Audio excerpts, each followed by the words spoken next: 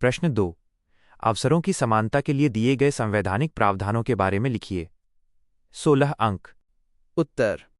भारतीय संविधान का एक प्रमुख लक्ष्य एक ऐसे समतामूलक समाज की स्थापना करना है जहां किसी भी व्यक्ति के साथ भेदभाव न हो और सभी को विकास के समान अवसर मिलें।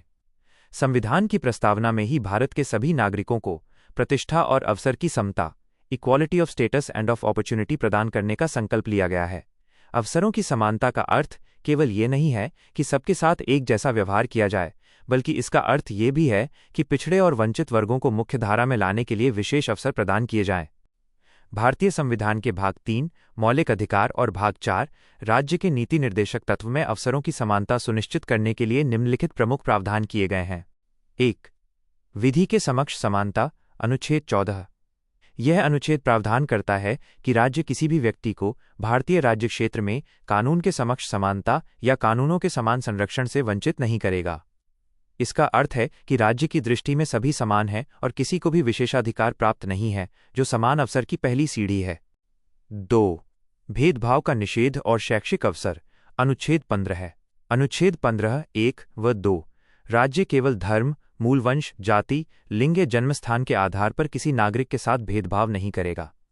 सकारात्मक कार्रवाई, अनुच्छेद 15(4) और 15(5) अवसरों की वास्तविक समानता के लिए यह अपवाद जोड़ा गया है कि राज्य सामाजिक और शैक्षिक रूप से पिछड़े वर्गों ओबीसी या अनुसूचित जाति एससी और अनुसूचित जनजाति एसटी के नागरिकों की उन्नति के लिए शिक्षण संस्थानों प्राइवेट सहित में प्रवेश हेतु आरक्षण जैसे विशेष प्रावधान कर सकता है। अनुच्छेद 15(6) इसके तहत सामान्य वर्ग के आर्थिक रूप से कमजोर वर्गों और ईडब्ल्यूएस के लिए भी शिक्षा में आरक्षण का प्रावधान किया गया है। 3। सार्वजनिक रोजगार में अवसर की समानता, अनुच्छेद 16। ये अनुच्छेद अवसरों की समानता का सबसे महत्वपूर्ण हिस्सा है। अनुच्छेद 16(1) और 16(2) राज्य के अधीन किसी भी रोजगार या नियुक्ति के मामलों में सभी नागरिकों के लिए अवसर की समानता होगी और केवल धर्म, जाति, लिंग, जन्मस्थान आदि के आधार पर कोई भेदभाव नहीं होगा। आरक्षण का आधार, अनुच्छेद 16(4). यह खंड राज्य को शक्ति देता है कि वह उन पिछड़े वर्गों के लिए सरकारी नौकरियों में पद आरक्षित कर सकता है जिनका राज्य की सेवाओं में पर्याप्त प्रतिनिधित्व नहीं है। पदोन्नति में आरक्षण, अनुच्छेद 16(4)(a) यह एससी और एसटी वर्गों के लिए सरकारी नौकरियों की पदोन्नति में आरक्षण की व्यवस्था करता है। 4। अस्पृश्यता का अंत, अनुच्छेद 17। भारतीय समाज में छुआछूत असमानता की सबसे बड़ी जड़ थी। अनुच्छेद 17 अस्पृश्यता का पूर्ण रूप से उन्मूलन करता है। सामाजिक समानता और सम्मान स्थापित किए बिना अवसरों की समानता बेमानी है। 5। शैक्षिक संस्थाओं में प्रवेश, अनुच्छेद 29(2) राज्य द्वारा पोषित या राज्य निधि से सहायता प्राप्त किसी भी शिक्षण संस्थान में प्रवेश से किसी भी नागरिक को केवल धर्म, मूलवंश, जाति या भाषा के आधार पर वंचित नहीं किया जाएगा। 6। राज्य के नीति निर्देशक तत्व, अनुच्छेद 38(2) राज्य आय की असमानताओं को कम करने का प्रयास करेगा और विभिन्न व्यवसायों में लगे लोगों के बीच सुविधाओं और अवसरों की असमानताओं को समाप्त करने का प्रयास करेगा। अनुच्छेद 46 राज्य समाज के कमजोर वर्गों, विशेष रूप से अनुसूचित जातियों एससी और अनुसूचित जनजातियों एसटी के शैक्षिक और आर्थिक हितों को विशेष सावधानी से बढ़ावा देगा और सामाजिक अन्याय से उनकी रक्षा करेगा। निष्कर्ष, संक्षेप में भारतीय संविधान केवल औपचारिक समानता फॉर्मल इक्वालिटी पर रुक नहीं जाता, बल्कि वास्तविक समानता सब्सटैंटिव इक्वालिटी सुनिश्चित करता है। अवसरों की पूर्ण समानता के लिए ही संविधान निर्माताओं ने सामान्य नियमों के साथ साथ सकारात्मक भेदभाव पॉजिटिव डिस्क्रिमिनेशन माइनस जैसे आरक्षण की व्यवस्था की है, ताकि शिक्षा और रोजगार के क्षेत्र में हर वर्ग को आगे बढ़ने का समान और उचित मंच मिल सके। राज्य नीति निर्देशक सिद्धांतों के बारे में विस्तृत जानकारी दीजिए। 16 अंक। उत्तर। भारतीय संविधान के भाग IV में अनुच्छेद 36 से 51 तक राज्य के नीति निर्देशक सिद्धांतों directive principles of state policy -DPSP का वर्णन किया गया है। भारत के संविधान निर्माताओं ने इस अवधारणा को आयरलैंड के संविधान से ग्रहण किया था। Doctor B.R. अंबेडकर ने इन सिद्धांतों को भारतीय संविधान की अनूठी विशेषता, नॉवेल फीचर कहा था। इन सिद्धांतों का मुख्य उद्देश्य भारत में एक कल्याणकारी राज्य वेलफेयर स्टेट की स्थापना करना है, जो अपने नागरिकों को सामाजिक, आर्थिक और राजनीतिक न्याय प्रदान कर सके। नीति निर्देशक सिद्धांतों की मुख्य विशेषताएं।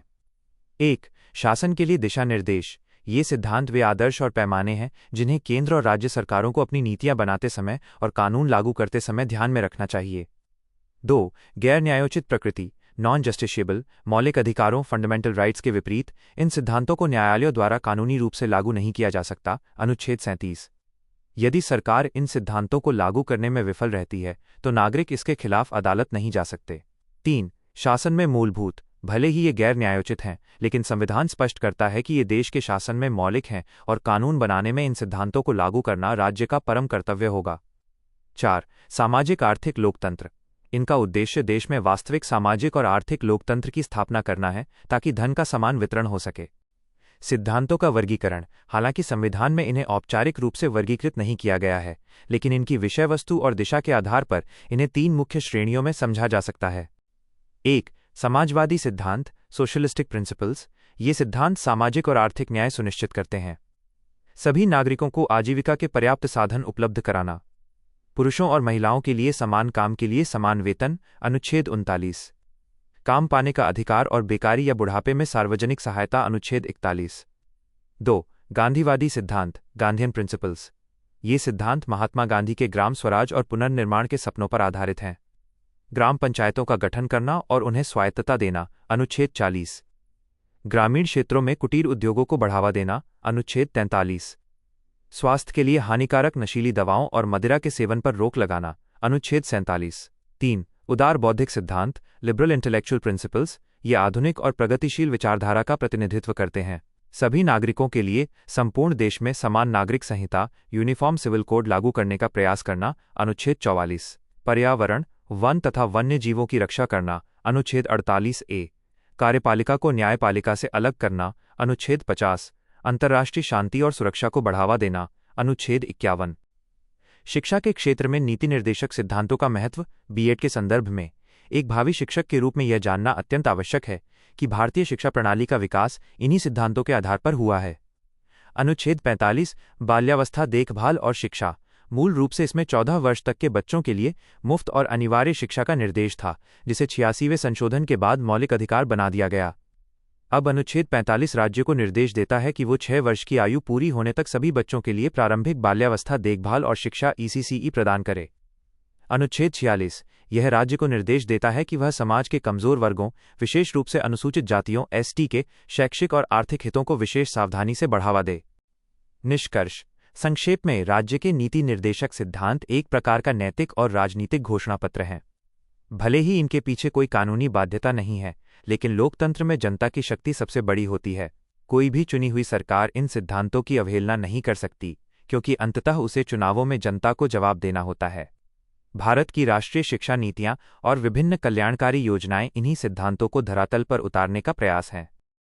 द्वारा प्रस्तुत तीसरी रिपोर्ट की संस्तुतियों का वर्णन कीजिए। 16 अंक। उत्तर। प्रस्तावना।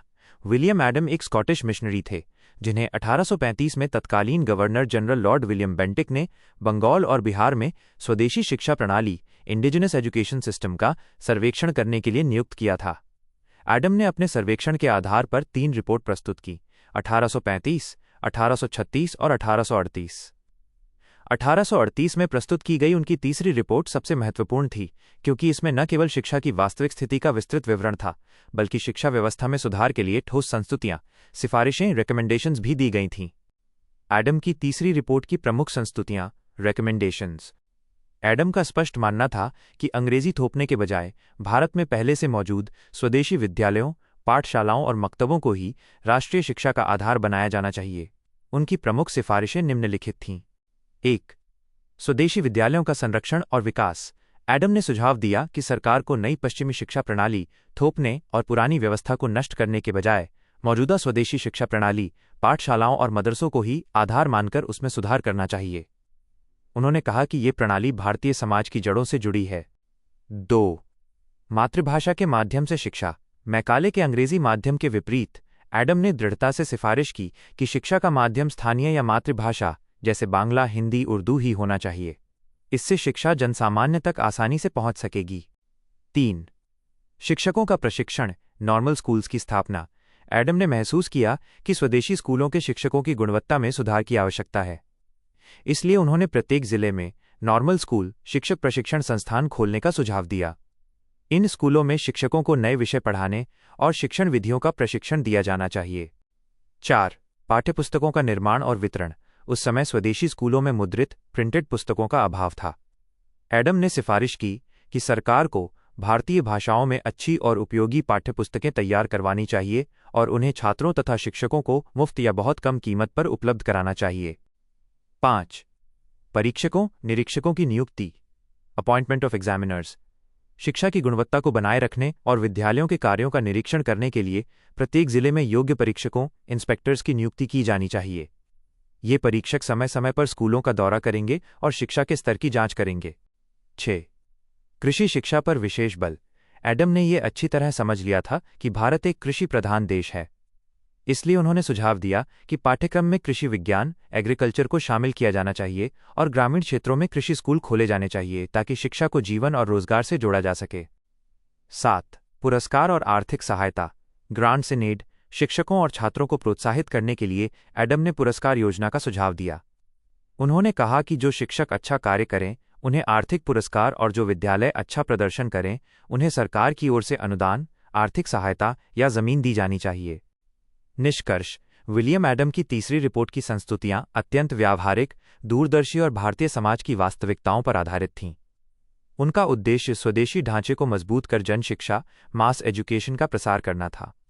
दुर्भाग्यवश तत्कालीन ब्रिटिश नीति, विशेषकर लॉर्ड ऑकलैंड, अधोगामी निस्यंदन सिद्धांत, डाउनवर्ड फिल्ट्रेशन थियोरी और अंग्रेजी शिक्षा के पक्ष में थी, जिसके कारण एडम की इन मूल्यवान और राष्ट्रीय हितैषी सिफारिशों को अस्वीकार कर दिया गया। फिर भी भारतीय शिक्षा के इतिहास में एडम की रिपोर्ट एक ऐतिहासिक और मार्गदर्शक दस्तावेज मानी जाती है। प्रश्न 5. आधुनिक परिप्रेक्ष्य में बेसिक शिक्षा योजना की महत्ता बताइए। 16 अंक।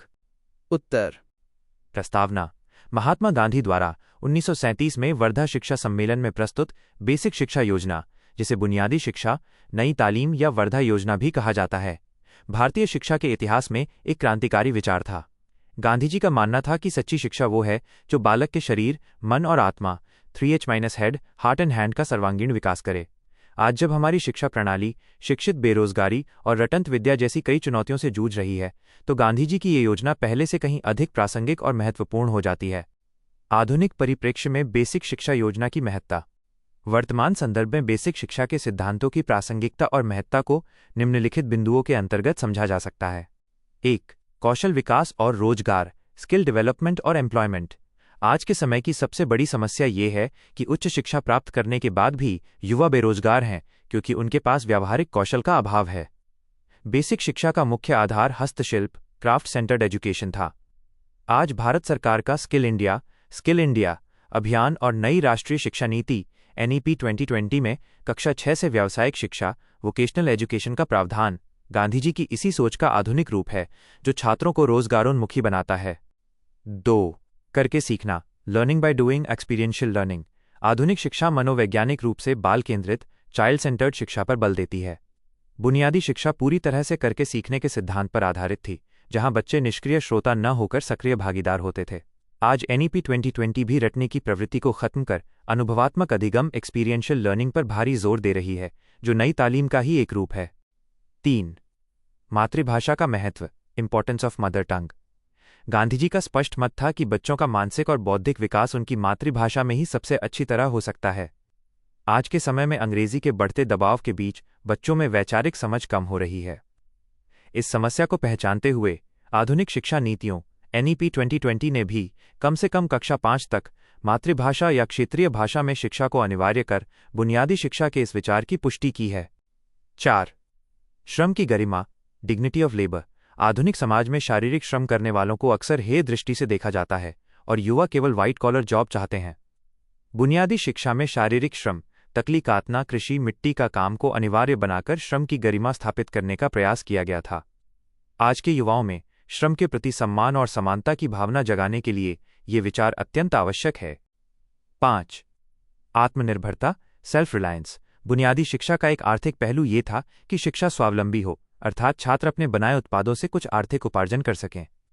आज के स्टार्टअप और आत्मनिर्भर भारत के युग में ये अवधारणा युवाओं को नौकरी मांगने वाला जॉब सीकर नहीं, बल्कि नौकरी देने वाला जॉब क्रिएटर व एंटरप्रेन्योर बनने के लिए प्रेरित करती है।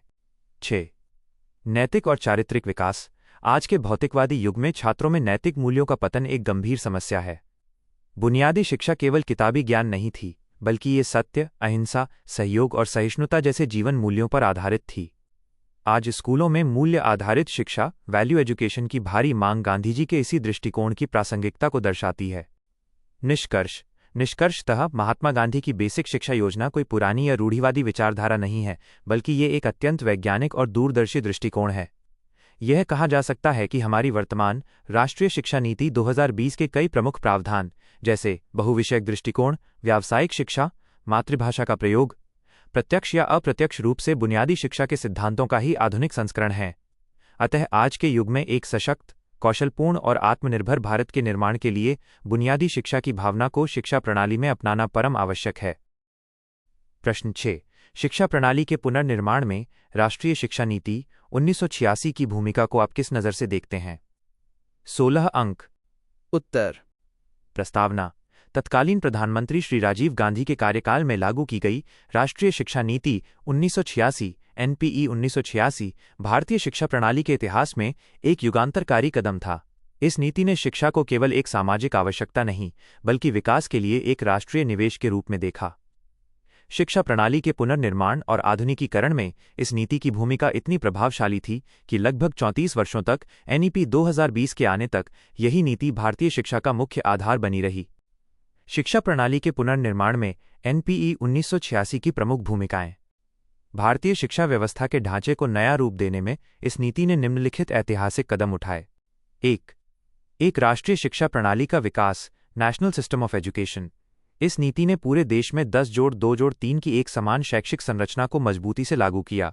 साथ ही इसने पूरे देश के लिए एक राष्ट्रीय पाठ्यक्रम रूपरेखा, नेशनल करिकुलम फ्रेमवर्क की परिकल्पना की, जिसमें एक सामान्य कॉमन कोर पाठ्यक्रम शामिल था, ताकि पूरे देश के छात्रों में राष्ट्रीय एकता और भारतीय मूल्यों का विकास हो सके। 2.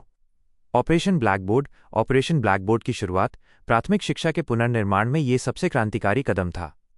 स्कूलों की जर्जर हालत को सुधारने के लिए यह योजना शुरू की गई। इसके तहत यह सुनिश्चित किया गया कि देश के हर प्राथमिक विद्यालय में कम से कम 2 बड़े कमरे, 2 शिक्षक, जिनमें कम से कम 1 महिला हो, और आवश्यक शिक्षण सामग्री जैसे ब्लैकबोर्ड, चॉक, डस्टर, नक्शे, खिलौने आदि अनिवार्य रूप से उपलब्ध कराई जाए। 3. नवोदय विद्यालयों की स्थापना, पेस सेटिंग स्कूल्स। ग्रामीण क्षेत्रों के प्रतिभाशाली बच्चों को उत्कृष्ट और निःशुल्क शिक्षा प्रदान करने के लिए प्रत्येक जिले में जवाहर नवोदय विद्यालय खोलने का ऐतिहासिक निर्णय इसी नीति की देन है। इसने ग्रामीण प्रतिभाओं को मुख्यधारा में लाने का बेहतरीन मंच तैयार किया। 4. शिक्षक शिक्षा में आमूलचूल बदलाव, एस्टैब्लिशमेंट ऑफ डाइट्स। नीति ने माना कि कोई भी शिक्षा प्रणाली अपने शिक्षकों के स्तर से ऊपर नहीं उठ सकती। शिक्षकों की गुणवत्ता और प्रशिक्षण में सुधार के लिए देश के हर जिले में जिला शिक्षा और प्रशिक्षण संस्थान डाइट स्थापित किए गए। इसके अलावा राष्ट्रीय शिक्षक शिक्षा परिषद एनसीटीई को मजबूत करने की रूपरेखा भी इसी में तैयार की गई। 5. शैक्षिक अवसरों की समानता, एजुकेशन फॉर इक्वालिटी। इस नीति ने महिलाओं, अनुसूचित जातियों एससी, अनुसूचित जनजातियों एसटी और अल्पसंख्यकों की शिक्षा पर विशेष ध्यान केंद्रित किया। महिलाओं के सशक्तिकरण के लिए शिक्षा का उपयोग करने और प्रौढ़ शिक्षा, एडल्ट एजुकेशन को बढ़ावा देने के लिए व्यापक कार्यक्रम चलाए गए। 6. शिक्षा का व्यावसायीकरण, वोकेशनलाइजेशन ऑफ एजुकेशन। उच्चतर माध्यमिक स्तर जोड़ 2 स्तर पर छात्रों को केवल किताबी ज्ञान देने के बजाय रोजगार परक कौशल सिखाने के लिए व्यावसायिक शिक्षा, वोकेशनल स्ट्रीम्स को एक व्यवस्थित रूप में पेश किया गया। 7. दूरस्थ शिक्षा और मुक्त विश्वविद्यालय, डिस्टेंस एजुकेशन। उच्च शिक्षा को जन जन तक पहुंचाने के लिए इंदिरा गांधी राष्ट्रीय मुक्त विश्वविद्यालय इग्नू जैसी संस्थाओं को मजबूत किया गया और राज्यों में भी ओपन यूनिवर्सिटी खोलने को प्रोत्साहित किया गया। निष्कर्ष। मेरे दृष्टिकोण से राष्ट्रीय शिक्षा नीति 1986 केवल एक दस्तावेज नहीं था, बल्कि ये भारतीय शिक्षा के पुनर्निर्माण का महाकाव्य था। आज हम अपने आसपास जो डाइट संस्थान, नवोदय विद्यालय, ओपन यूनिवर्सिटी या प्राथमिक स्कूलों का बुनियादी ढांचा देखते हैं, वो सब इसी नीति की दूरदर्शी सोच का परिणाम है। इसने शिक्षा को कुलीन वर्गों से निकालकर जनसामान्य और ग्रामीण भारत तक पहुंचाने में एक अभूतपूर्व और अत्यंत सफल भूमिका निभाई। प्रश्न 7. माध्यमिक शिक्षा आयोग की मुख्य संस्तुतियों के बारे में जानकारी दीजिए। 16 अंक। उत्तर। प्रस्तावना। स्वतंत्रता प्राप्ति के बाद भारत में माध्यमिक शिक्षा प्रणाली में सुधार की तीव्र आवश्यकता महसूस की गई। इसी परिप्रेक्ष्य में भारत सरकार ने 23 सितंबर 1952 को मद्रास विश्वविद्यालय के तत्कालीन कुलपति डॉक्टर लक्ष्मण स्वामी मुदालियर की अध्यक्षता में माध्यमिक शिक्षा आयोग सेकेंडरी एजुकेशन कमीशन का गठन किया। अध्यक्ष के नाम पर इसे मुदालियर आयोग भी कहा जाता है। इस आयोग का मुख्य उद्देश्य माध्यमिक शिक्षा के संगठन, प्रशासन, पाठ्यक्रम और मूल्यांकन प्रणाली का अध्ययन करना और उसमें सुधार हेतु सुझाव देना था। माध्यमिक शिक्षा आयोग मुदालियर आयोग की मुख्य संस्तुतियां। आयोग ने 1953 में अपनी व्यापक रिपोर्ट प्रस्तुत की, जिसकी प्रमुख सिफारिशें निम्नलिखित थीं। 1. माध्यमिक शिक्षा के नए उद्देश्य, एम्स ऑफ सेकेंडरी एजुकेशन। आयोग ने स्वतंत्र भारत की आवश्यकताओं के अनुसार माध्यमिक शिक्षा के 4 मुख्य उद्देश्य निर्धारित किए। लोकतांत्रिक नागरिकता का विकास, छात्रों में स्पष्ट चिंतन, अनुशासन और देशभक्ति की भावना पैदा करना। व्यावसायिक कुशलता में वृद्धि, छात्रों को केवल किताबी ज्ञान न देकर उन्हें तकनीकी और व्यावसायिक कौशल सिखाना ताकि वे उत्पादक बन सकें। व्यक्तित्व का विकास, छात्रों की रचनात्मकता, शारीरिक, मानसिक और सांस्कृतिक शक्तियों का विकास करना। नेतृत्व के गुणों का विकास, सामाजिक, राजनीतिक और औद्योगिक क्षेत्रों में भविष्य के सफल नेता तैयार करना। 2. शिक्षा का नया संगठनात्मक ढांचा, न्यू ऑर्गेनाइजेशनल पैटर्न। माध्यमिक शिक्षा की कुल अवधि 7 वर्ष होनी चाहिए, 11 से 17 वर्ष की आयु तक। इसे 2 स्तरों में बांटा जाना चाहिए, 3 वर्ष की जूनियर माध्यमिक शिक्षा, मिडिल स्कूल, और 4 वर्ष की उच्चतर माध्यमिक शिक्षा, हायर सेकेंडरी। इंटरमीडिएट कक्षाओं को समाप्त कर दिया जाना चाहिए। इसकी 11वीं कक्षा को हाई स्कूल के साथ और 12वीं कक्षा को विश्वविद्यालयीन स्नातक डिग्री कोर्स के साथ जोड़ दिया जाना चाहिए। विभिन्न रुचियों वाले छात्रों के लिए बहुउद्देशीय विद्यालयों, मल्टीपर्पज स्कूल्स की स्थापना की जाए। 3. पाठ्यक्रम में सुधार, रीऑर्गेनाइजेशन ऑफ करिकुलम। पाठ्यक्रम केवल पुस्तकीय न होकर वास्तविक जीवन से जुड़ा होना चाहिए। उच्चतर माध्यमिक स्तर पर विविधीकृत पाठ्यक्रम, डाइवर्सिफाइड करिकुलम लागू किया जाए। सभी छात्रों के लिए कुछ अनिवार्य विषय, कोर सब्जेक्ट्स रखे जाएं, माइनस जैसे भाषाएं, सामान्य विज्ञान, सामाजिक अध्ययन और कोई एक शिल्प, क्राफ्ट। इसके अलावा 7 वैकल्पिक समूह, मानविकी, विज्ञान, तकनीकी, वाणिज्य, कृषि, ललित कला और गृह विज्ञान बनाए जाएं, जिनमें से छात्र अपनी क्षमता और रुचि के अनुसार विषय चुन सकें। 4. शिक्षण विधियों में बदलाव, टीचिंग मेथड्स। रटंत विद्या, रोट लर्निंग को हतोत्साहित किया जाए। करके सीखने, लर्निंग बाय डूइंग, प्रोजेक्ट विधि और गतिविधि आधारित अधिगम, एक्टिविटी बेस्ड लर्निंग पर जोर दिया जाए ताकि छात्रों में आलोचनात्मक सोच विकसित हो। 5. परीक्षा और मूल्यांकन प्रणाली, एग्जामिनेशन और इवैल्यूएशन। निबंधात्मक ऐसे टाइप प्रश्नों के साथ साथ वस्तुनिष्ठ ऑब्जेक्टिव प्रश्नों को भी शामिल किया जाए ताकि मूल्यांकन अधिक विश्वसनीय हो।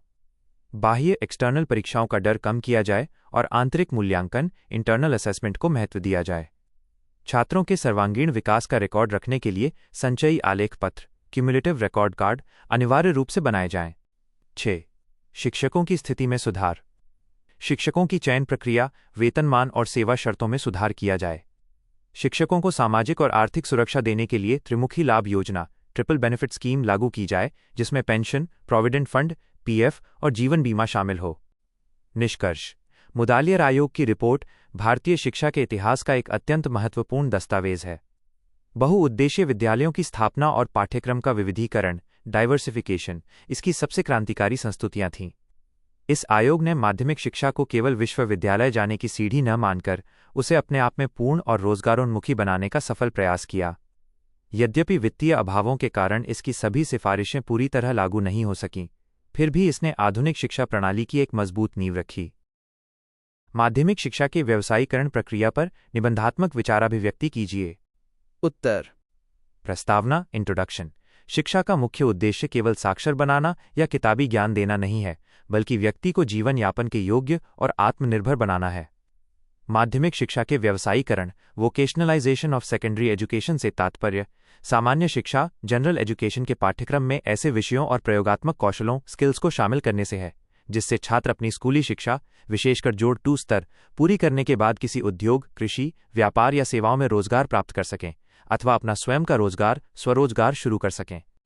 माध्यमिक स्तर पर व्यावसायीकरण की आवश्यकता एवं महत्व। भारत जैसे विकासशील देश में, जहां युवाओं की आबादी सर्वाधिक है, शिक्षा के व्यावसायीकरण का महत्व कई गुना बढ़ जाता है। 1. शिक्षित बेरोजगारी का समाधान। आज हमारी शिक्षा प्रणाली डिग्री धारकों की फौज तो तैयार कर रही है, लेकिन उनके पास व्यावहारिक कौशल नहीं है। व्यावसायिक शिक्षा छात्रों को सीधे रोजगार के योग्य बनाकर इस समस्या का समाधान करती है। 2. उच्च शिक्षा पर अनावश्यक दबाव कम करना। सभी छात्रों का लक्ष्य विश्वविद्यालयीन डिग्री प्राप्त करना नहीं होना चाहिए। जिन छात्रों की रुचि तकनीकी या व्यावहारिक कार्यों में है वे जोड़ 2 के बाद सीधे कार्यक्षेत्र में जा सकते हैं, जिससे विश्वविद्यालयों में भीड़ कम होगी। 3. देश का आर्थिक व औद्योगिक विकास। उद्योगों को कुशल कामगारों स्किल्ड वर्कफोर्स की आवश्यकता होती है। व्यावसायिक शिक्षा स्कूलों से ही ऐसे कुशल युवाओं को तैयार करती है जो देश की अर्थव्यवस्था में योगदान दे सकें। 4. आत्मनिर्भरता सेल्फ रिलायंस। ये छात्रों को स्वरोजगार एंटरप्रेन्योरशिप की ओर प्रेरित करती है, जिससे वे नौकरी मांगने वाले की जगह नौकरी देने वाले बन सकते हैं। भारत में व्यवसायीकरण के प्रमुख प्रयास। कोठारी आयोग 1964-66। इस आयोग ने शिक्षा को उत्पादकता से जोड़ने के लिए कार्यानुभव वर्क एक्सपीरियंस और माध्यमिक स्तर पर शिक्षा के व्यवसायीकरण की पुरजोर सिफारिश की थी। राष्ट्रीय शिक्षा नीति (ON-PE) 1986। इस नीति ने 10+2 ढांचे में जोड़ 2 स्तर पर व्यावसायिक शिक्षा को एक सुव्यवस्थित धारा वोकेशनल स्ट्रीम के रूप में विकसित करने का ऐतिहासिक कार्य किया। राष्ट्रीय शिक्षा नीति NEP 2020। आधुनिक संदर्भ में NEP 2020 ने एक क्रांतिकारी कदम उठाते हुए कक्षा 6 से ही छात्रों के लिए इंटर्नशिप के साथ व्यावसायिक शिक्षा जैसे कोडिंग, बढ़ईगिरी, मिट्टी के बर्तन बनाना आदि अनिवार्य कर दी है। व्यवसायीकरण के मार्ग में आने वाली प्रमुख चुनौतियां। यद्यपि नीतियां बहुत अच्छी बनी हैं, लेकिन धरातल पर कई समस्याएं हैं। 1. संसाधनों का अभाव। अधिकतर सरकारी और निजी स्कूलों में व्यावहारिक प्रशिक्षण के लिए सुसज्जित प्रयोगशालाओं लैब्स और कार्यशालाओं वर्कशॉप्स की भारी कमी है। 2. प्रशिक्षित शिक्षकों की कमी।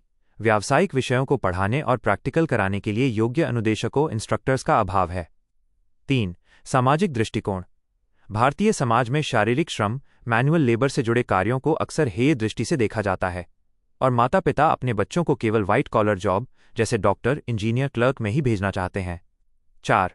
उद्योगों से जुड़ाव की कमी। स्कूलों में जो पढ़ाया जा रहा है और उद्योगों को जिस कौशल की मांग है उसके बीच एक बड़ा अंतर इंडस्ट्री एकेडेमिया गैप है। निष्कर्ष। सार रूप में ये कहा जा सकता है कि माध्यमिक शिक्षा का व्यवसायीकरण समय की सबसे बड़ी मांग है। किताबी शिक्षा से आगे बढ़कर हमें कौशल आधारित शिक्षा स्किल बेस्ड एजुकेशन की ओर रुख करना ही होगा। इस दिशा में सरकार के स्किल इंडिया जैसे कदम सराहनीय हैं। सफल व्यवसायीकरण के लिए यह आवश्यक है कि विद्यालयों और स्थानीय उद्योगों के बीच सीधा संबंध स्थापित किया जाए, पर्याप्त धन का आवंटन हो और सबसे बढ़कर व्यावसायिक शिक्षा के प्रति समाज के नजरिए में सकारात्मक बदलाव लाया जाए।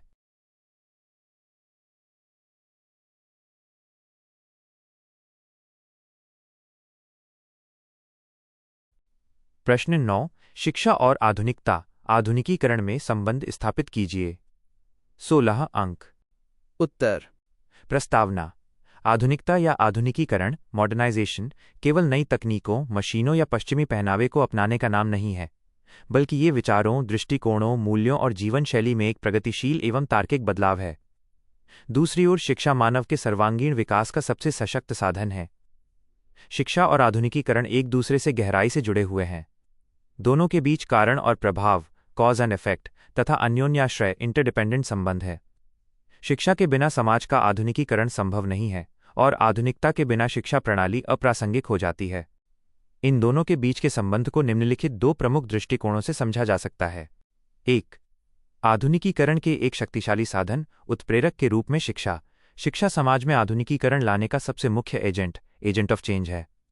वैज्ञानिक दृष्टिकोण का विकास साइंटिफिक टेम्पर शिक्षा व्यक्तियों में आलोचनात्मक सोच और तर्क शक्ति का विकास करती है। यह समाज को अंधविश्वासों, रूढ़ियों और पुरानी कुप्रथाओं जैसे जातिवाद, छुआछूत से बाहर निकालकर तार्किक और वैज्ञानिक सोच प्रदान करती है। सामाजिक गतिशीलता सोशल मोबिलिटी शिक्षा प्राप्त करके एक गरीब या पिछड़े वर्ग का व्यक्ति भी समाज में उच्च स्थान और सम्मान प्राप्त कर सकता है। ये जन्म आधारित समाज को योग्यता आधारित मेरिट बेस्ड समाज में बदलती है, जो आधुनिकता का मूल लक्षण है। लोकतांत्रिक मूल्यों का विकास आधुनिक समाज समानता, स्वतंत्रता और भ्रातृत्व पर आधारित होता है।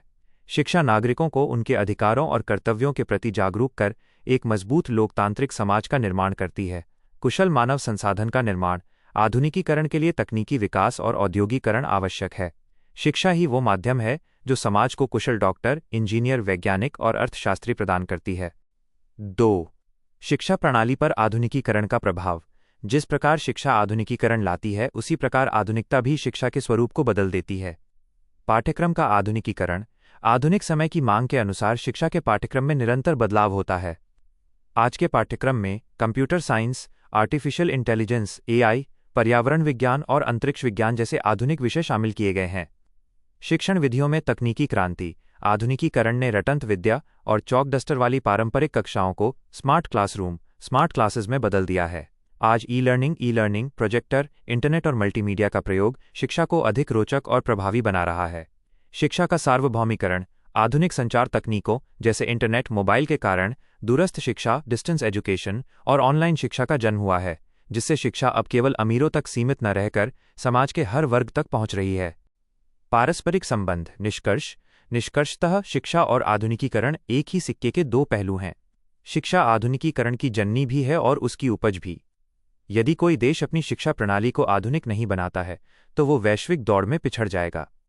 हालांकि एक भावी शिक्षक के रूप में ये ध्यान रखना आवश्यक है कि आधुनिकीकरण की अंधी दौड़ में हम अपनी संस्कृति और मानवीय मूल्यों, नैतिकता, सहानुभूति को न खो दें। सच्ची शिक्षा वही है जो समाज को भौतिक रूप से आधुनिक बनाने के साथ साथ आंतरिक रूप से चरित्रवान भी बनाए। प्रश्न 2। शिक्षा का अधिकार अधिनियम 2009 की व्याख्या कीजिए। उत्तर। प्रस्तावना। भारत में बच्चों के लिए निःशुल्क और अनिवार्य बाल शिक्षा का अधिकार अधिनियम 2009, right of children to free and compulsory education act -RTE 2009, भारतीय शिक्षा प्रणाली के इतिहास में एक मील का पत्थर है। भारत सरकार द्वारा 86वें संविधान संशोधन 2002 के माध्यम से संविधान में अनुच्छेद 21A जोड़ा गया था, जिसने शिक्षा को बच्चों का मौलिक अधिकार, फंडामेंटल राइट बना दिया। इसी संवैधानिक अधिकार को धरातल पर उतारने और कानूनी रूप देने के लिए संसद ने 4 अगस्त 2009 को RTE एक्ट पारित किया, जिसे 1 अप्रैल 2010 से पूरे देश में लागू किया गया। शिक्षा का अधिकार अधिनियम 2009 के मुख्य प्रावधान और विशेषताएं। इस अधिनियम में प्रारंभिक शिक्षा कक्षा 1 से 8 के सार्वभौमिकरण के लिए कई महत्वपूर्ण दिशा निर्देश दिए गए हैं। 1. निःशुल्क और अनिवार्य शिक्षा।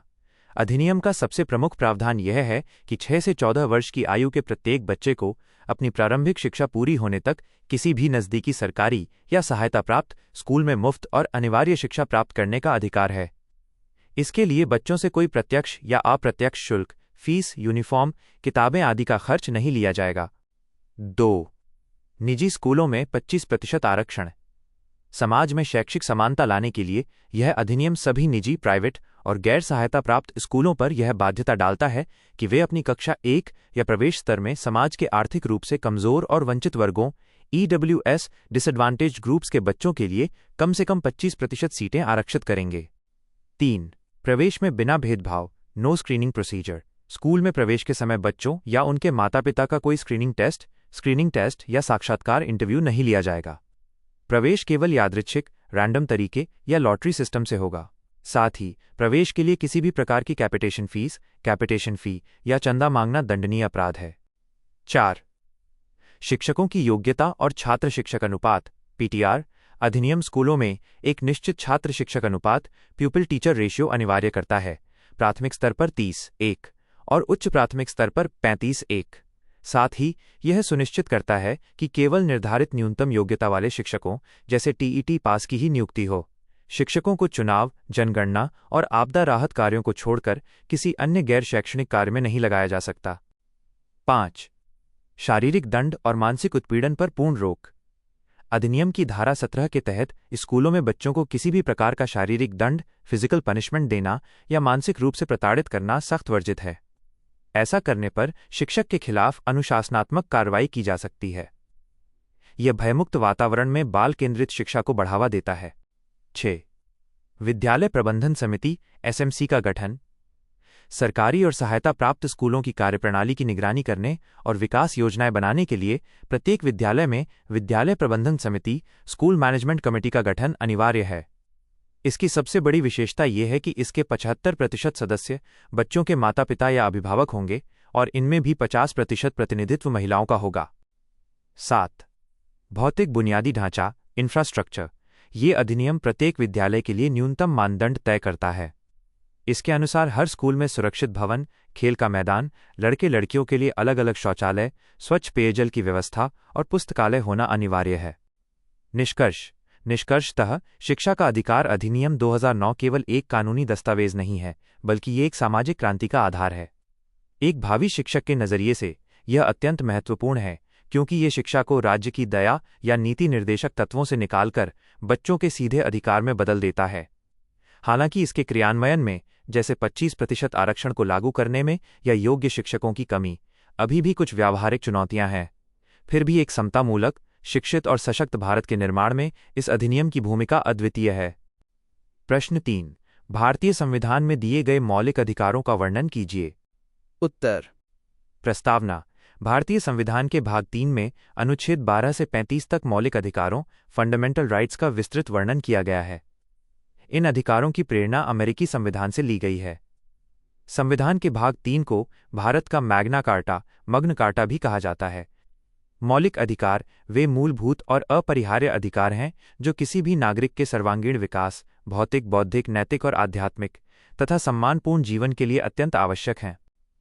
मूल संविधान में नागरिकों को 7 मौलिक अधिकार दिए गए थे, लेकिन 44वें संविधान संशोधन 1978 द्वारा संपत्ति के अधिकार को मौलिक अधिकारों की सूची से हटाकर एक विधिक कानूनी अधिकार बना दिया गया। भारतीय संविधान में प्रदत्त वर्तमान 6 मौलिक अधिकार। वर्तमान में भारतीय नागरिकों को निम्नलिखित 6 मौलिक अधिकार प्राप्त हैं। 1. समानता का अधिकार, अनुच्छेद 14 से 18। ये लोकतंत्र का सबसे बुनियादी सिद्धांत है जो सभी नागरिकों को समान दर्जे की गारंटी देता है। अनुच्छेद 14, कानून के समक्ष समानता और कानूनों का समान संरक्षण। अनुच्छेद 15, धर्म, मूलवंश, जाति, लिंग या जन्मस्थान के आधार पर भेदभाव का निषेध। अनुच्छेद 16, सार्वजनिक रोजगार, सरकारी नौकरियों के मामलों में अवसर की समानता। अनुच्छेद 17, अस्पृश्यता, छुआछूत का पूर्णतः अंत। अनुच्छेद 18, राज्य द्वारा सैन्य या अकादमिक सम्मान को छोड़कर अन्य सभी उपाधियों टाइटल्स का अंत। 2. स्वतंत्रता का अधिकार, अनुच्छेद 19 से 22। ये अधिकार नागरिकों को अभिव्यक्ति और जीवन की स्वतंत्रता देता है। अनुच्छेद 19, इसके तहत 6 प्रकार की स्वतंत्रताएं दी गई हैं: बोलने और अभिव्यक्ति की आज़ादी, शांतिपूर्ण सम्मेलन की आज़ादी, संघ बनाने, देश में कहीं भी घूमने, बसने और कोई भी व्यापार या पेशा चुनने की स्वतंत्रता। अनुच्छेद 20, अपराधों के लिए दोष सिद्धि के संबंध में संरक्षण। अनुच्छेद 21, प्राण और दैहिक स्वतंत्रता का संरक्षण, right to life and personal liberty. इसी में अनुच्छेद 21 ए जोड़कर 6 से 14 वर्ष के बच्चों के लिए शिक्षा के अधिकार को मौलिक अधिकार बनाया गया है। अनुच्छेद 22, कुछ दशाओं में गिरफ्तारी और निरोध, डिटेंशन से संरक्षण। 3. शोषण के विरुद्ध अधिकार, अनुच्छेद 23 और 24। ये अधिकार समाज के कमजोर वर्गों को शोषण से बचाता है। अनुच्छेद 23, मानव तस्करी, ह्यूमन ट्रैफिकिंग और बेकार, जबरन या बिना वेतन के काम कराना पर सख्त प्रतिबंध लगाता है। अनुच्छेद रात के 12:14 वर्ष से कम आयु के बच्चों को कारखानों, खदानों या अन्य किसी भी खतरनाक रोजगार में लगाने पर रोक लगाता है। 4. धर्म की स्वतंत्रता का अधिकार, अनुच्छेद 25 से 28। भारत एक धर्मनिरपेक्ष राष्ट्र है, अतः ये अधिकार सभी को धार्मिक स्वतंत्रता देता है। इसके तहत किसी भी व्यक्ति को अपने अंतःकरण की आवाज़ सुनने, किसी भी धर्म को अबाध रूप से मानने, उसका आचरण करने और शांतिपूर्ण प्रचार प्रसार करने की पूर्ण स्वतंत्रता है। साथ ही धार्मिक मामलों के प्रबंधन का भी अधिकार है। 5. संस्कृति और शिक्षा संबंधी अधिकार, अनुच्छेद 29 और 30। यह अधिकार मुख्य रूप से अल्पसंख्यक वर्गों, माइनॉरिटीज के हितों की रक्षा के लिए है। इसके तहत देश में रहने वाले किसी भी अल्पसंख्यक वर्ग को अपनी विशिष्ट भाषा, लिपि या संस्कृति को बनाए रखने का अधिकार है। अनुच्छेद 30 के तहत वे अपनी पसंद के शैक्षणिक संस्थान स्थापित कर सकते हैं और उनका प्रशासन कर सकते हैं। 6. संवैधानिक उपचारों का अधिकार, अनुच्छेद 32। Doctor B.R. अंबेडकर ने इस अनुच्छेद को संविधान की हृदय और आत्मा कहा था। यह अधिकार सुनिश्चित करता है कि ऊपर दिए गए अधिकार केवल कागजों पर न रहें। यदि राज्य या कोई संस्था किसी नागरिक के मौलिक अधिकारों का हनन करती है, तो नागरिक इस अधिकार के तहत सीधे सर्वोच्च न्यायालय, सुप्रीम कोर्ट या उच्च न्यायालय जा सकता है। न्यायालय अधिकारों की रक्षा के लिए 5 प्रकार की रिट्स बंदी प्रत्यक्षीकरण, परमादेश, प्रतिषेध, उत्प्रेषण और अधिकार पृच्छा जारी कर सकता है। निष्कर्षतः मौलिक अधिकार भारतीय लोकतंत्र के वे आधार स्तंभ हैं जो राज्य की मनमानी शक्तियों पर अंकुश लगाते हैं और नागरिकों को एक गरिमापूर्ण जीवन प्रदान करते हैं। हालांकि ये अधिकार असीमित एब्सोल्यूट नहीं है। राष्ट्रीय आपातकाल, देश की संप्रभुता या सुरक्षा के समय राज्य इन पर उचित और तार्किक प्रतिबंध लगा सकता है। प्रश्न 4. ऑपरेशन ब्लैकबोर्ड परियोजना संचालित किए जाने के क्या उद्देश्य थे? उत्तर। प्रस्तावना। ऑपरेशन ब्लैकबोर्ड -OBB भारत सरकार द्वारा 1987-88 में शुरू की गई एक अत्यंत महत्वपूर्ण राष्ट्रीय शैक्षिक योजना थी। यह योजना राष्ट्रीय शिक्षा नीति 1986 (एनपीई 1986) की प्रमुख सिफारिशों के आधार पर लागू की गई थी। इस योजना के नाम में ऑपरेशन शब्द युद्ध स्तर पर तत्परता से कार्य करने के संकल्प को दर्शाता है, जबकि ब्लैक बोर्ड विद्यालय की न्यूनतम और अनिवार्य भौतिक आवश्यकताओं का प्रतीक है। इसका मतलब सिर्फ एक काला तख्ता उपलब्ध कराना नहीं था, बल्कि स्कूलों का समग्र बुनियादी ढांचा सुधारना था। ऑपरेशन ब्लैक बोर्ड परियोजना के प्रमुख उद्देश्य ऑब्जेक्टिव्स। इस परियोजना को संचालित करने के मुख्य उद्देश्य निम्नलिखित थे। 1. न्यूनतम शैक्षिक सुविधाओं की पूर्ति। स्वतंत्रता के दशकों बाद भी भारत के अधिकांश प्राथमिक स्कूल पेड़ों के नीचे या खुले आसमान के नीचे चलते थे। वहां न तो कमरे थे और न ही बैठने की व्यवस्था। इस योजना का सबसे प्राथमिक उद्देश्य देश के सभी प्राथमिक विद्यालयों में एक न्यूनतम मानक मिनिमम स्टैंडर्ड की भौतिक और शैक्षिक सुविधाएं तुरंत उपलब्ध कराना था। 2. शिक्षा की गुणवत्ता में सुधार इम्प्रूवमेंट इन क्वालिटी। शिक्षा का अर्थ केवल स्कूलों में बच्चों का नामांकन एनरोलमेंट बढ़ाना नहीं है, बल्कि उन्हें एक अनुकूल शैक्षिक वातावरण प्रदान करना भी है। इस योजना का उद्देश्य बच्चों को उचित शिक्षण सामग्री उपलब्ध कराकर शिक्षा की गुणवत्ता और स्तर को ऊपर उठाना था। 3. अपव्यय और अवरोधन वेस्टेज एंड स्टैग्नेशन पर रोक। सुविधाओं के अभाव और नीरस वातावरण के कारण बहुत से बच्चे बीच में ही पढ़ाई छोड़ देते थे, ड्रॉप आउट। स्कूलों के भौतिक स्वरूप को सुधारकर और शैक्षिक सामग्री को आकर्षक बनाकर बच्चों को स्कूल में रोके रखना और उनकी पढ़ाई पूरी करवाना इस योजना का एक बड़ा लक्ष्य था। 4. बाल केंद्रित और गतिविधि आधारित शिक्षण। योजना का उद्देश्य रटंत विद्या रोट लर्निंग से हटकर खेल खिलौनों और शैक्षिक सामग्री टीचिंग लर्निंग मटीरियल -TLM के माध्यम से गतिविधि आधारित अधिगम को बढ़ावा देना था, ताकि बच्चे रुचि लेकर सीख सकें। 5. लड़कियों की शिक्षा को बढ़ावा देना। इस योजना के तहत विशेष रूप से महिला शिक्षकों की नियुक्ति पर जोर दिया गया, ताकि ग्रामीण क्षेत्रों में माता पिता अपनी लड़कियों को स्कूल भेजने में सुरक्षित महसूस करें और बालिकाओं का नामांकन बढ़ सके। उद्देश्यों की प्राप्ति हेतु योजना के मुख्य प्रावधान कंपोनेंट्स। इन उद्देश्यों को धरातल पर उतारने के लिए योजना में 3 प्रमुख चीजों पर बल दिया गया। भवन इंफ्रास्ट्रक्चर। यह सुनिश्चित किया गया कि प्रत्येक प्राथमिक विद्यालय में कम से कम 2 बड़े पक्के कमरे ऑल वेदर रूम्स हों, जिनमें एक बरामदा हो। साथ ही लड़कों और लड़कियों के लिए अलग अलग शौचालयों की अनिवार्य व्यवस्था की गई। शिक्षक टीचर्स। हर प्राथमिक स्कूल में कम से कम 2 शिक्षकों की नियुक्ति अनिवार्य की गई। यह भी तय किया गया कि इन 2 शिक्षकों में से कम एक महिला शिक्षक फीमेल टीचर होगी। शिक्षण अधिगम सामग्री TLM। शिक्षण को प्रभावी बनाने के लिए प्रत्येक स्कूल को एक मानक सामग्री किट दी गई। इसमें ब्लैक बोर्ड, चौक, डस्टर, टाट पट्टी, कक्षा पुस्तकालय के लिए किताबें, नक्शे, ग्लोब, गणित किट, विज्ञान किट, खेल का सामान और वाद्य यंत्र जैसे ढोलक आदि शामिल थे। बाद में 1992 की संशोधित कार्य योजना के तहत इस योजना का विस्तार उच्च प्राथमिक स्तर तक कर दिया गया और 3 कमरों व 3 शिक्षकों का प्रावधान किया गया। निष्कर्षतः ऑपरेशन ब्लैक बोर्ड भारतीय प्राथमिक शिक्षा की दशा और दिशा को सुधारने की दिशा में एक क्रांतिकारी और ठोस कदम था। यद्यपि प्रशासनिक कमियों के कारण इसके सभी लक्ष्य 100% प्राप्त नहीं हो सके, फिर भी इस योजना ने भारत में सर्व शिक्षा अभियान SSA और शिक्षा का अधिकार अधिनियम RTE जैसे बड़े अभियानों के लिए एक बहुत मजबूत आधार तैयार किया। 5. कोठारी आयोग का प्रतिवेदन भारतीय शिक्षा का विश्वकोश है। इस कथन की विवेचना कीजिए। 16 अंक। उत्तर। प्रस्तावना। स्वतंत्रता के पश्चात भारत की शिक्षा प्रणाली को देश की आवश्यकताओं और आकांक्षाओं के अनुरूप ढालने के लिए 14 जुलाई 1964 को डॉक्टर दौलत सिंह कोठारी DS कोठारी की अध्यक्षता में राष्ट्रीय शिक्षा आयोग का गठन किया गया। इसे कोठारी आयोग के नाम से जाना जाता है। आयोग ने 1966 में अपनी व्यापक रिपोर्ट प्रस्तुत की। इस रिपोर्ट की शुरुआत इस ऐतिहासिक वाक्य से होती है, भारत के भविष्य का निर्माण उसकी कक्षाओं में हो रहा है। यह वाक्य ही शिक्षा के प्रति आयोग की दूरदर्शिता को प्रमाणित कर देता है। कोठारी आयोग को भारतीय शिक्षा का विश्वकोश क्यों कहा जाता है? एक विश्वकोश एनसाइक्लोपीडिया वो ग्रंथ होता है जिसमें किसी विषय के सभी पहलुओं की संपूर्ण और विस्तृत जानकारी समाहित होती है। कोठारी आयोग से पूर्व के आयोगों जैसे राधाकृष्णन आयोग 1948 और मुदालियर आयोग 1952 ने शिक्षा के केवल एक विशेष स्तर, क्रमशः उच्च और माध्यमिक शिक्षा पर ही अपना ध्यान केंद्रित किया था। कोठारी आयोग भारत का पहला ऐसा आयोग था जिसने शिक्षा को टुकड़ों में न देखकर उसे एक समग्र, होलिस्टिक रूप में देखा।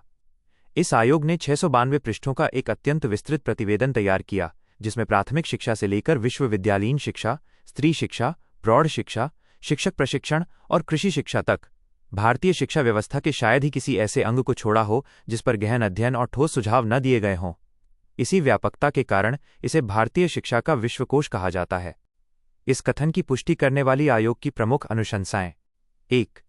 राष्ट्रीय शैक्षिक संरचना 10+2+3 प्रणाली। आयोग ने पूरे देश की शिक्षा व्यवस्था में एकरूपता लाने के लिए 10+2+3 10 वर्ष की स्कूली शिक्षा, 2 वर्ष की उच्चतर माध्यमिक और 3 वर्ष की स्नातक शिक्षा के समान ढांचे का प्रस्ताव रखा, जो आज भी भारतीय शिक्षा का मुख्य आधार है। 2. समान विद्यालय प्रणाली कॉमन स्कूल सिस्टम।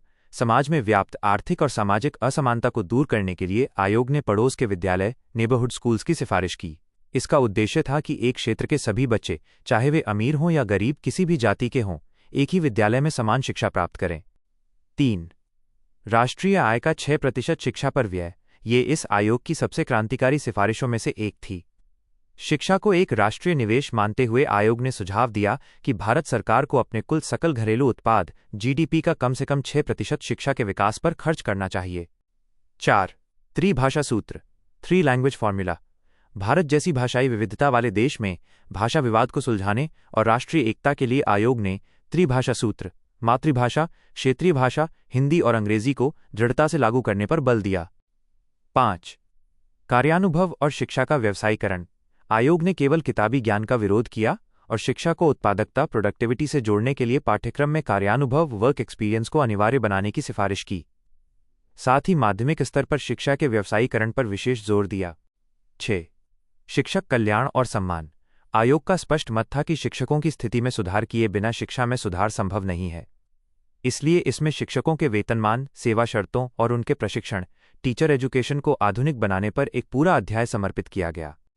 निष्कर्ष: उपर्युक्त विवेचना से ये पूर्णतः स्पष्ट होता है कि कोठारी आयोग का प्रतिवेदन मात्र कुछ सुझावों का पुलिंदा नहीं था, बल्कि ये भारतीय शिक्षा के आधुनिकीकरण और पुनर्निर्माण का एक महाग्रंथ था।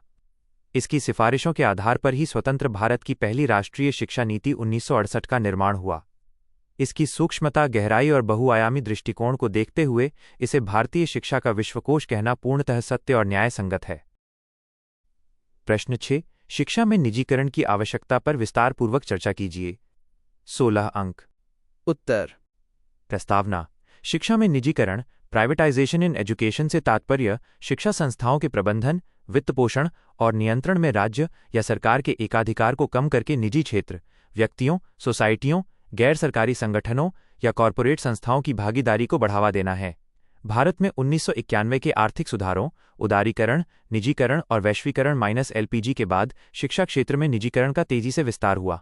आज भारत जैसे विकासशील और विशाल जनसंख्या वाले देश में शिक्षा के प्रसार और आधुनिकीकरण के लिए निजीकरण एक अपरिहार्य आवश्यकता बन गया है। शिक्षा में निजीकरण की आवश्यकता के मुख्य कारण। भारतीय शिक्षा प्रणाली में निजीकरण की आवश्यकता को निम्नलिखित महत्वपूर्ण बिंदुओं के माध्यम से समझा जा सकता है। 1. वित्तीय संसाधनों की कमी और बढ़ता बोझ।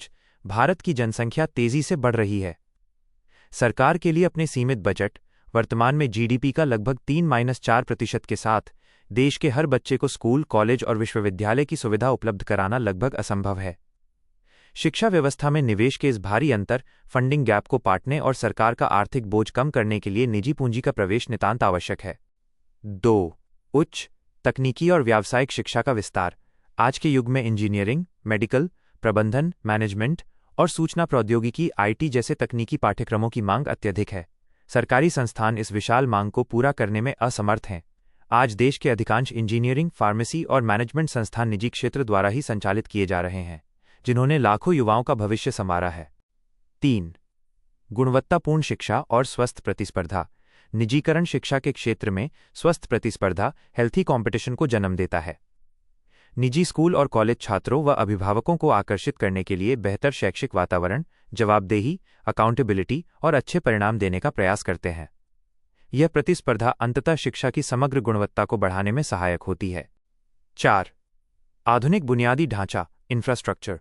आधुनिक शिक्षा के लिए उन्नत विज्ञान प्रयोगशालाओं, computer lab, smart classroom, digital library और बेहतरीन खेल सुविधाओं की आवश्यकता होती है। सरकारी स्कूलों की तुलना में निजी संस्थानों के पास अक्सर यह अत्याधुनिक बुनियादी ढांचा उपलब्ध कराने की अधिक वित्तीय क्षमता होती है, जो छात्रों के सर्वांगीण विकास के लिए जरूरी है। 5. नवाचार और लचीलापन, इनोवेशन एंड फ्लेक्सिबिलिटी। सरकारी शिक्षा प्रणाली अक्सर कठोर नियमों और लालफीताशाही से बंधी होती है, जिससे उसमें समय के साथ बदलाव लाना धीमा होता है।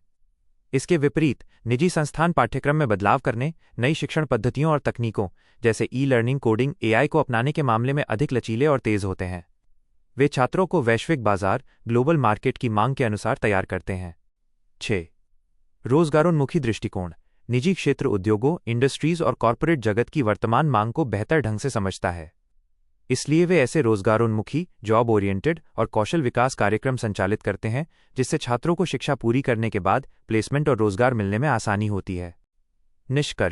निष्कर्षतः 21वीं सदी की ज्ञान आधारित अर्थव्यवस्था में वैश्विक मानकों का सामना करने के लिए भारतीय शिक्षा में निजीकरण समय की मांग है। इसने निस्संदेह शैक्षिक अवसरों को व्यापक और आधुनिक बनाया है।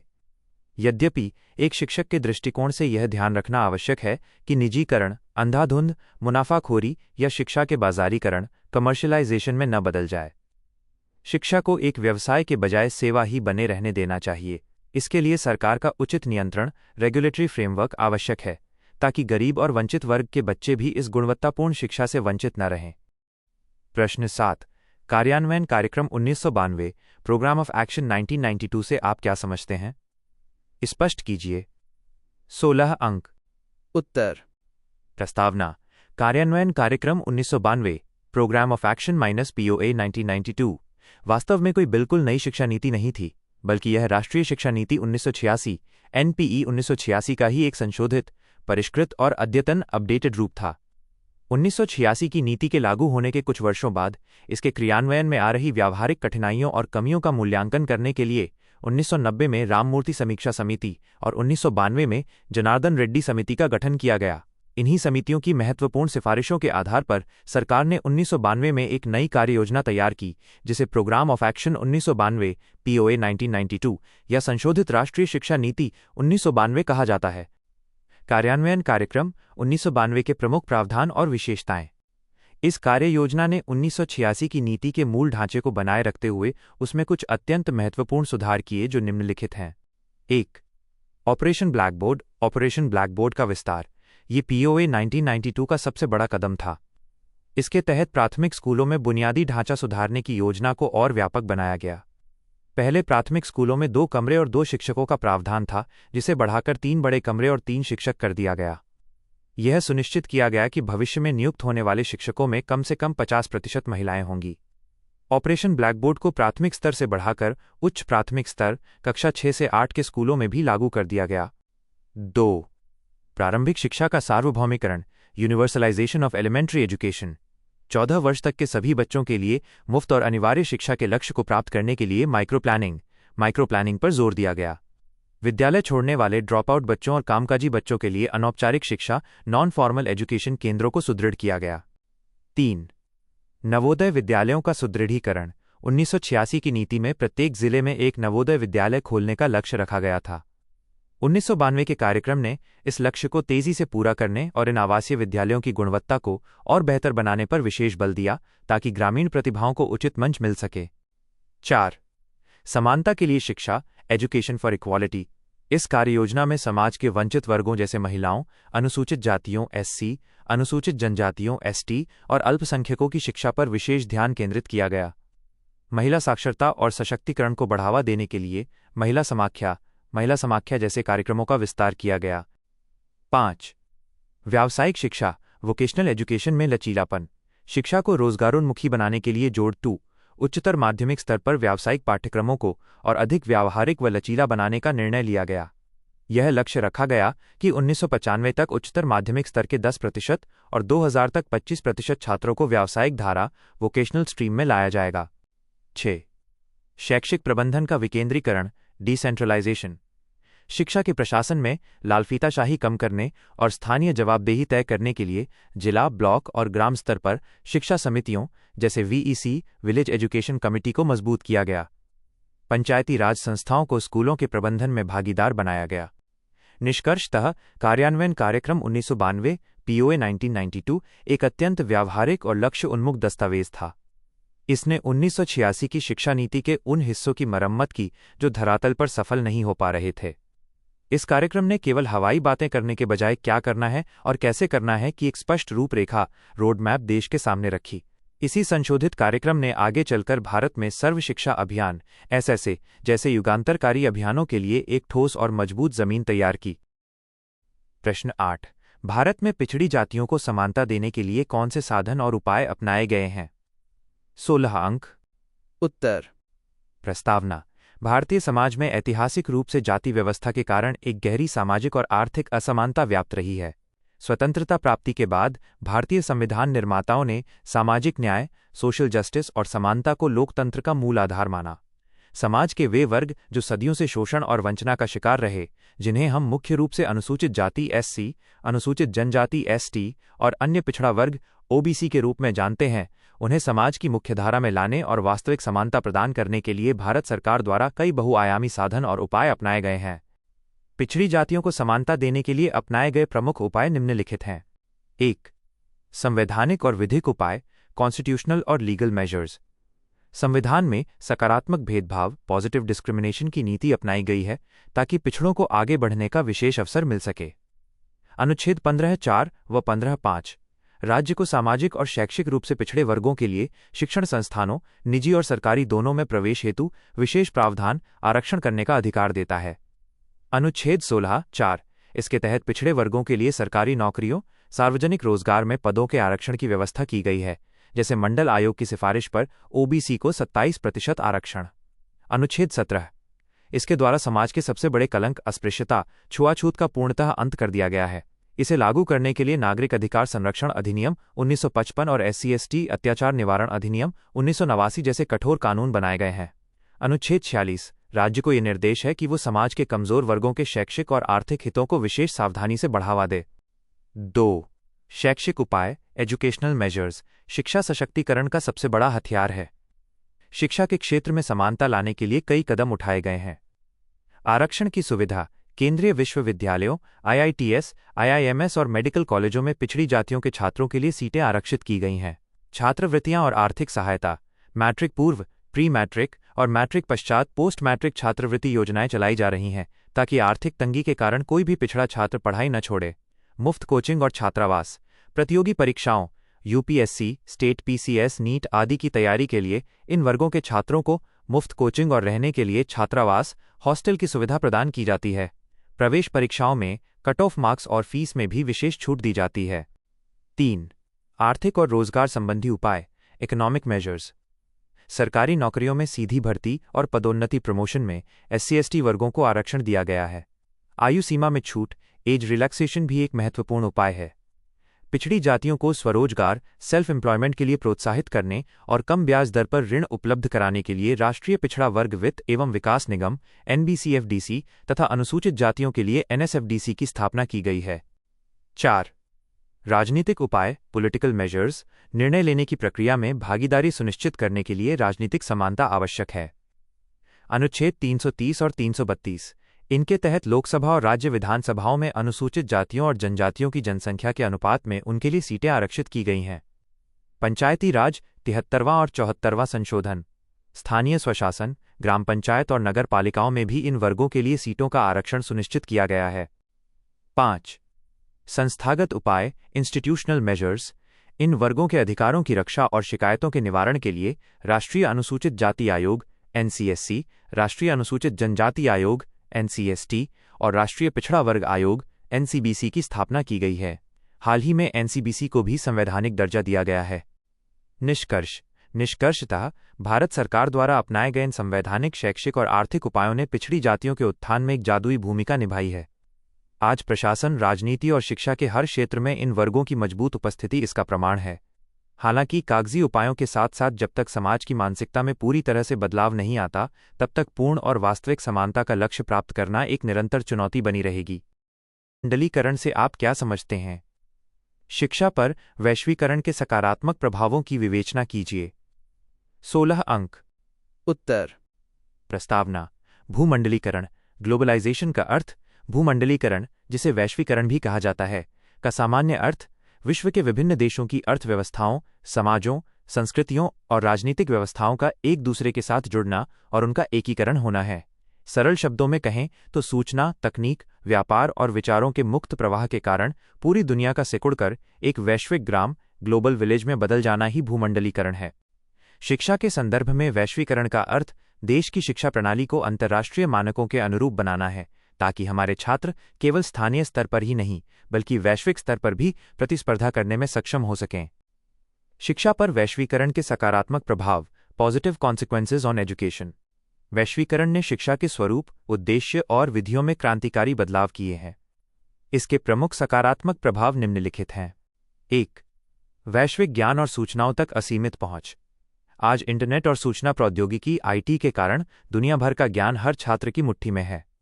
एक भारतीय छात्र अब अपने घर बैठे विदेशी विश्वविद्यालयों की ई-लाइब्रेरी, अंतर्राष्ट्रीय शोध पत्रों, रिसर्च पेपर्स और विश्वस्तरीय अध्ययन सामग्री का लाभ उठा सकता है। ज्ञान पर अब किसी एक देश का एकाधिकार नहीं रहा है। 2. दूरस्थ और ऑनलाइन शिक्षा, डिस्टेंस और ऑनलाइन लर्निंग। वैश्वीकरण ने भौगोलिक दूरियों को शिक्षा के मार्ग से हटा दिया है। MOOCs, massive open online courses, Coursera और स्वयं जैसे प्लेटफॉर्म्स के माध्यम से कोई भी छात्र दुनिया के सर्वश्रेष्ठ विश्वविद्यालयों जैसे हार्वर्ड या ऑक्सफोर्ड के कोर्सेज और सर्टिफिकेट्स ऑनलाइन प्राप्त कर सकता है। 3. शिक्षण में तकनीकी प्रगति और आधुनिकीकरण। वैश्वीकरण के कारण भारतीय कक्षाओं का स्वरूप बदला है।